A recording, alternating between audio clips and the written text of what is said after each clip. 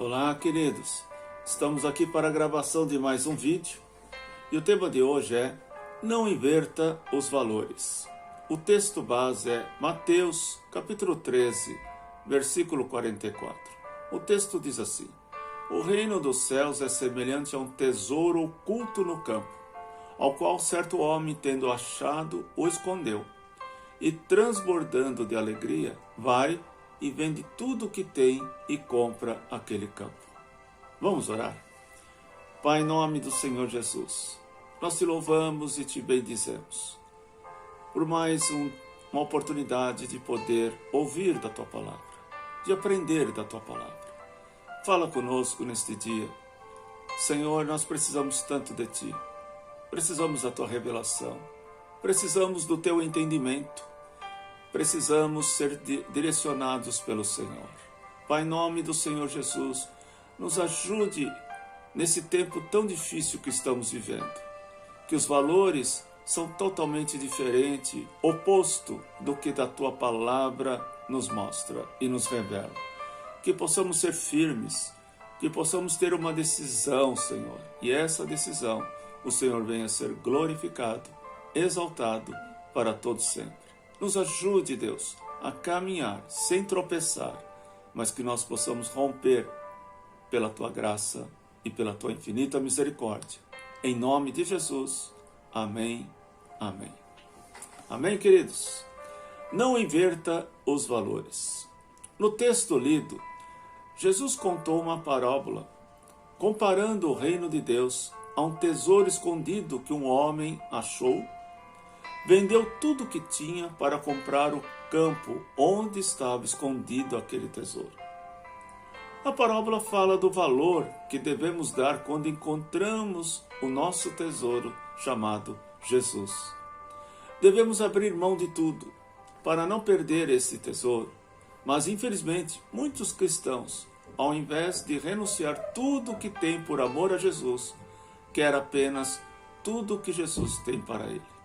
Invertemos os valores, buscamos a Deus para sermos abençoados e não para andarmos com o abençoador. E eu quero falar hoje de 3 atitudes que levam à inversão de valores. A primeira atitude, a falta de renúncia. Sim, a falta de renúncia, ela nos impede de viver o verdadeiro evangelho ou a verdadeira palavra do Senhor. Lá em Mateus capítulo 19, versículo 29, diz assim: E todo aquele que tiver deixado casas, ou irmãos, ou irmãs, ou pai, ou mãe, ou mulher, ou filhos, ou campos, por causa do meu nome, receberá muitas vezes mais e herdará a vida eterna. Queridos, como já foi dito na introdução deste estudo, somos ensinados desde cedo sobre tudo aquilo que Jesus conquistou na cruz por nós. Mas negligenciamos que tais conquistas são consequências de uma vida de renúncia por amor a Cristo. Esse texto que nós lemos, Jesus disse que os que receberíamos 100 vezes mais são aqueles que primeiro deixaram e renunciaram por amor a Ele. Quando nós renunciamos, queridos, Deus não quer dividir o seu lar. Deus não quer que você se separe da sua esposa ou do seu marido. Deus não quer dividir a sua família. Deus quer que você entenda, que você coloque Ele como centro na sua vida. E você vai ver o oposto de tantas famílias que hoje estão vivendo em brigas, em separações, em discórdias. Irmãos, hoje nós estamos vendo isso. O mundo está num caos, vivendo uma inversão de valores em todos os aspectos. Porque o diabo, ele quer isso. Ele quer roubar aquilo que é o centro, que é a vontade de Deus. Ele quer roubar aquilo que é verdadeiro, que é a palavra do Senhor.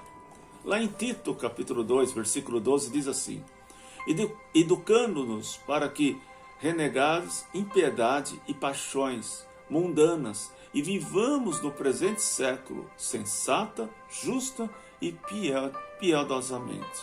Então, queridos, vivamos sim aquele que é o correto, o que é justo, aquilo que o Senhor tem para nós, e deixamos aquilo que traz confusão, aquilo que traz mentira no nosso interior, aquilo que traz o engano, né? O Senhor é justo, a justiça de Deus está sobre nós. Então vamos viver debaixo da piedosa mente da sua palavra. A verdade vem estar sobre nós. Em Gálatas capítulo 2, versículo 20, o apóstolo Paulo diz assim: logo, já não sou eu quem vive, mas é Cristo que vive em mim. Esse viver que tenho agora, tenho na carne, vivo pela fé no Filho de Deus, que me amou a si mesmo e se entregou por mim. Olha que lindo. Então, o apóstolo Paulo, ele afirma aqui que não é mais o Paulo, a carne dele que tem domínio sobre ele, mas sim Cristo que vive nele, que vive em mim. Então, se ele vive em mim, a carne, ela foi crucificada. E agora o Senhor está sendo exaltado através da minha vida. Em Gálatas capítulo 5, versículo 16, o apóstolo Paulo diz assim também: digo, porém, andai no Espírito e jamais satisfareis a concupiscência da carne. Então, rejeite essa carne. Tome uma posição de andar no Espírito, para que você viva a soberania de Deus na sua vida. Então, andai no Espírito e jamais satisfarei a concupiscência da carne. Você não estará mais sobre esse domínio, sobre esse jugo, sobre a escravidão da carne, mas você estará totalmente livre pelo sangue e vivo do Senhor sobre nós. A segunda atitude é vontade própria. Lá em Provérbios, capítulo 16, versículo 25, diz assim: há caminho que parece direito ao homem, mas afinal são caminhos de morte.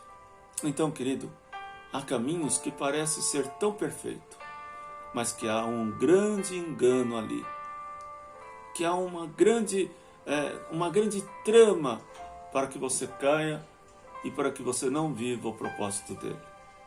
Então, queridos, tome cuidado com as decisões, tome cuidado com algumas atitudes, tome cuidado de pegar alguns atalhos que possa trazer essa morte para a tua vida. Há caminhos que parecem direito ao homem, mas o final são caminhos de morte.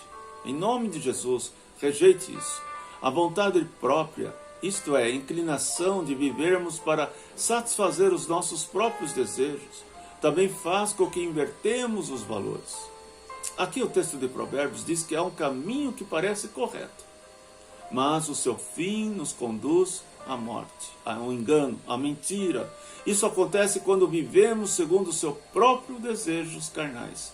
Todas as vezes que nós damos valor ou damos prioridade para a nossa vontade, para a nossa carne, nós estamos escolhendo esse caminho, o caminho que ele traçou para que você caia e para que você não viva o propósito de Deus. Em Provérbios 14, versículo 9, diz assim: os loucos zombam do pecado, mas entre os retos há boa vontade. Então não ignore a sua carne. A tua carne vai te levar a você pecar, a você se distanciar de Deus.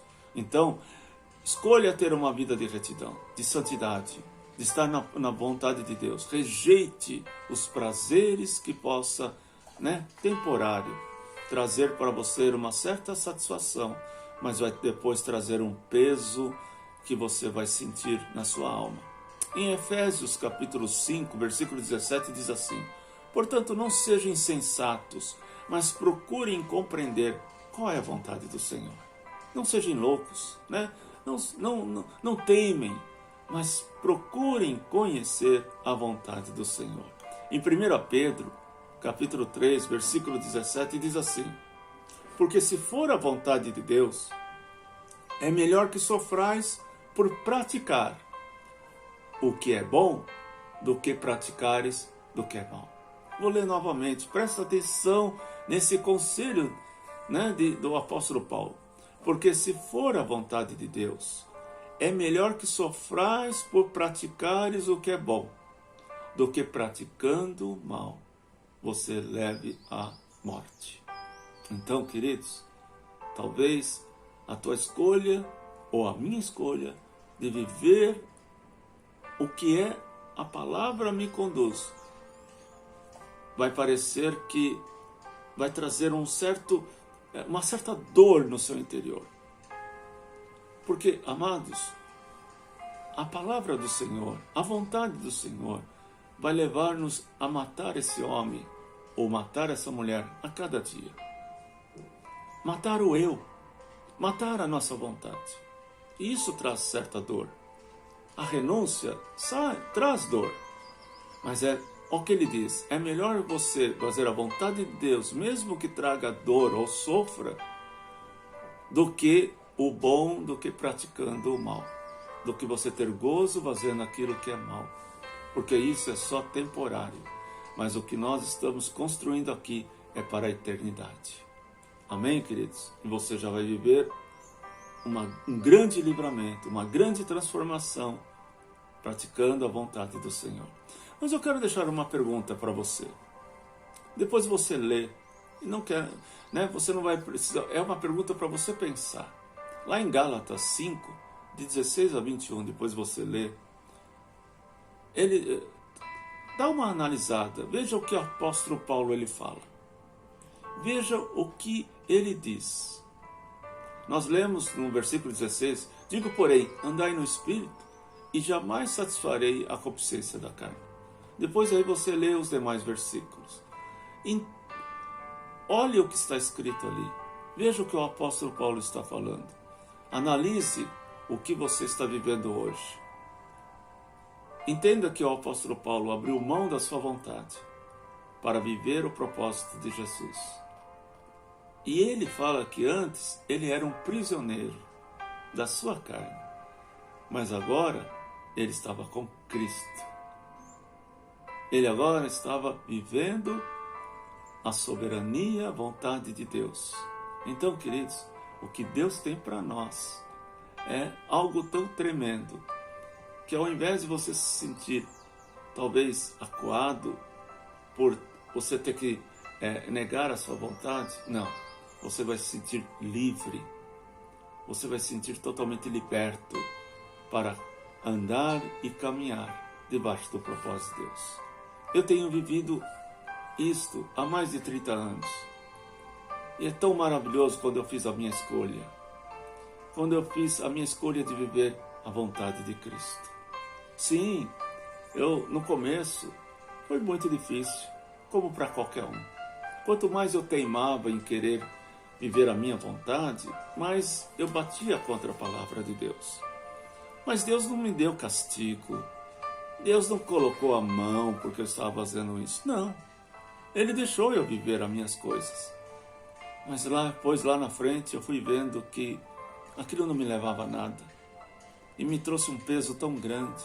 E fui chorando aos pés do Senhor e pedi perdão. Pedi perdão. Pedi perdão por eu ter sido egoísta. Por eu ter decidido aquilo que a minha carne queria. E aí veio o Senhor, enxugou as minhas lágrimas, me renovou, me deu uma nova chance de viver, um novo recomeço. E eu fui e comecei a caminhar abaixo do propósito dele. Sabe, queridos, quando nós escolhemos viver a vontade de Deus, nós permitimos que Ele venha direcionar as nossas vidas, que Ele venha nos conduzir, e Ele tem o melhor para nós. Às vezes nós demoramos um pouquinho para entender, às vezes nós demoramos um pouquinho para ceder, mas quando nós cedemos, quando nós entendemos o que Ele tem para nós, você não vai querer viver outra vida, você vai querer cada dia mais mergulhar no seu propósito. Terceira atitude, o interesse próprio. O interesse próprio é uma barreira assim de vivermos a vontade de Deus. Lá em Lucas capítulo 15, de 11 a 14, um texto conhecido, diz assim: certo homem tinha 2 filhos, e o mais moço deles disse ao pai: Pai, dá-me a minha parte dos bens que me cabe. E ele repartiu os haveres. Passados não muitos dias, o filho mais moço, ajuntando tudo que ele tinha, e partiu, para uma terra distante e lá dissipou todos os seus bens. Viveu de uma forma louca, do jeito que ele queria. Depois de ter consumido tudo, sobreveio naquele país uma grande fome e ele começou a passar necessidade. Veja bem, esse filho achou que era o momento dele viver por conta própria. E aí ele chegou ao pai e falou: pai, dá-me a minha herança por direito. Ele já vivia tudo que ele tinha era dele. Tudo que ele tinha era dele, do irmão e do pai. Mas ele não se conformou com aquilo. Ele achava que aquilo tinha limites, tinha rédeas. E ele quis viver da forma dele. Aí o pai entendeu que era o momento do filho, e assim o Pai Celeste também faz isso. O livre-arbítrio, irmãos, ele deixa você escolher o que você quer. Você quer viver a tua vontade? Então vai. Ele não vai te impedir. E ali ele pegou tudo aquilo que ele tinha de direito e foi viver a vida dele. A palavra diz que ele agiu que nem um louco, gastando, não dando conta que aquilo um dia ia acabar. E aí, o pior aconteceu. Veio uma crise muito forte, uma crise pesada no país. Sobreveio fome, sobreveio um tempo muito difícil para o país.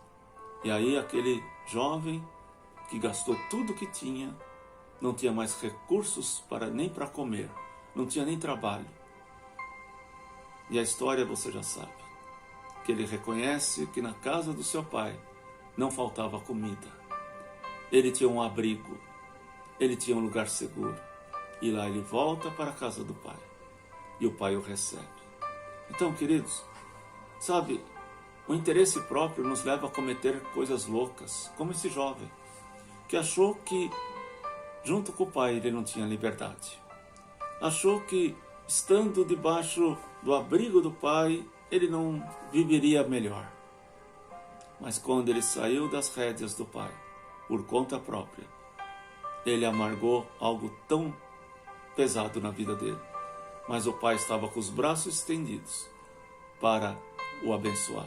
O interesse próprio também é algo que nos leva a inverter os valores. O filho pródigo, como nós lemos, é um grande exemplo. Muitas vezes nós nos comportamos como este filho pródigo, quando exigimos algo de Deus, visando apenas o nosso próprio interesse. Não perguntamos ao Pai sobre sua vontade, pensamentos, apenas o nosso próprio interesse. Como nós somos egoístas. Como somos egoístas. Precisamos ser livres desse egoísmo. Lá em Filipenses capítulo 2, versículo 21 diz assim: pois todos eles buscam o que é seu próprio, e não o que é de Cristo Jesus. Lá em 1 Coríntios 10, 24 diz assim: ninguém busca o seu próprio interesse, e sim do outro. Em Mateus 10, 39, quem acha a sua vida, perderá. Quem todavia perde a vida por minha causa, achará. Então, queridos, cremos piamente que Jesus morreu para nos dar vida eterna. E cremos também que o sacrifício de Jesus nos trouxe muitas outras bênçãos, como a libertação, como a cura, como a prosperidade. Mas jamais devemos inverter os valores espirituais, buscando a Deus por aquilo que Ele pode nos dar. A nossa busca por Deus, prioritariamente, tem que ser por amor, queridos, por quem e por aquilo que Ele é. Não é errado pedir bênçãos, querido, não é errado de jeito nenhum. O próprio Jesus nos ensinou a pedir, mas temos que vigiar os nossos corações para nunca invertermos os valores. O que estão ensinando em alguns lugares, estão ensinando uma inversão de valores. O Senhor morreu pelos nossos pecados, para nos salvar, para nos libertar, para que tenhamos a vida eterna. Essa foi a promessa dele. Se você abrir o seu coração, permitir que Ele seja o Senhor na sua vida, você vai viver o propósito dele e você vai gozar das bênçãos que Ele tem para a sua vida. Amém? Vamos orar? Pai, em nome do Senhor Jesus, entendemos que estamos vivendo um tempo muito difícil, Deus, onde os valores são inversos, onde, Senhor amado, muitos estão vivendo debaixo, Deus, de um engano, de uma mentira, Estão até dentro das igrejas, Senhor, mas estão tão distante de Ti. Pai, perdoa-nos, Senhor, por sermos tão egoístas. Por, Senhor amado, só olharmos para a nossa vontade e não perguntar qual é a Tua vontade. Nos ajude, Deus, a fazer as escolhas certas, a tomar posicionamento correto, para que possamos viver o Teu propósito. Nos livre desse engano, dessa mentira, dessa falsidade, desse caminho que leva à morte. Nos leve à vida, Deus. Liberta-nos, Senhor, de toda ação maligna e nos ajude, Deus, a caminhar debaixo da Tua vontade. Eu abençoo Teus filhos, no nome do Pai, do Filho e do Espírito Santo. Que Deus te abençoe, que esse estudo possa ter aberto a sua mente e o seu coração para você viver um novo tempo. E que você venha ser um agente abençoador, enviando esse vídeo para outros. Fique com Deus.